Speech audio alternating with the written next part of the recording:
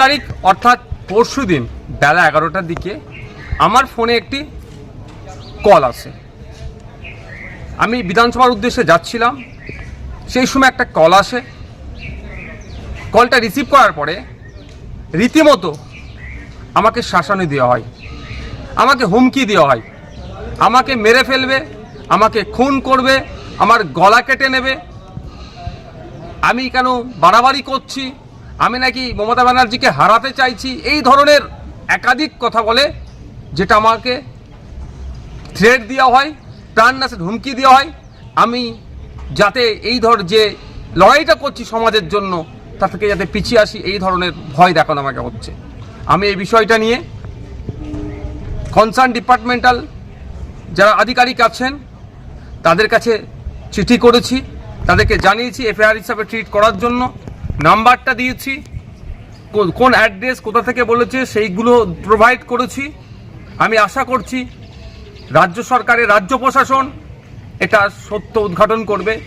তবে একটা কথা, আমি ন্যায়ের পথে আছি, অন্যায়ের বিরুদ্ধে লড়াই করছি। তিলোত্তমা থেকে শুরু করে সাবির মল্লিকের যেভাবে হরিয়ানাতে পিটিয়ে খুন করা হলো, তার বিরুদ্ধে কথা বলেছি।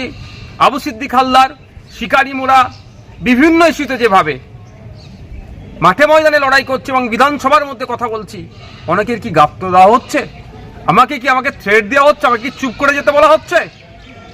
আমি সরাসরি এই মুহূর্তে বলবো না, কারণ আমাকে ওই বক্তব্যের মধ্যে বলেছে, যে ফোন করেছিল যে আমি নাকি মমতা ব্যানার্জির সাথে পাঙ্গা নিচ্ছি, যদি না পাঙ্গা নিয়ে বন্ধ করি তাহলে আমাকে গলা কেটে খুন করা হবে। আমি বলছি না এটা তৃণমূল কংগ্রেস করেছে, তদন্ত সাপেক্ষ। আমি এখনই বলে দিচ্ছি না যে তৃণমূল কংগ্রেস করেছে, তদন্ত সাপেক্ষ। তারপরেও বলছি বিচার ব্যবস্থা আছে, আমি প্রশাসনকে জানিয়েছি, সত্য উদ্ঘাটন করুক, এর পেছনে কি ষড়যন্ত্র আছে, কি রহস্য আছে, কার বা কাদের কথা শুনে আমাকে এই ধরনের ফোন করে সরাসরি আমার গলা কেটে নেবে, আমাকে খুন করবে, আমাকে হত্যা করবে করে বলার সাহস পাচ্ছে। পরিশেষে একটা কথাই বলবো, আমাকে এই ফোন টোন করিয়ে কেউ যদি মনে করে নওশাদ সিদ্দিকীকে জেল খাটালাম, মিথ্যা মামলা একাধিক দিলাম, তারপর নওশাদ সিদ্দিকী দমছে না, যদি কেউ মনে করে আমাকে এই ধরনের কল করিয়ে থ্রেট দিয়ে আমাকে ভয় দেখিয়ে দমিয়ে দেবে, সে কিন্তু দিবা স্বপ্ন দেখছে।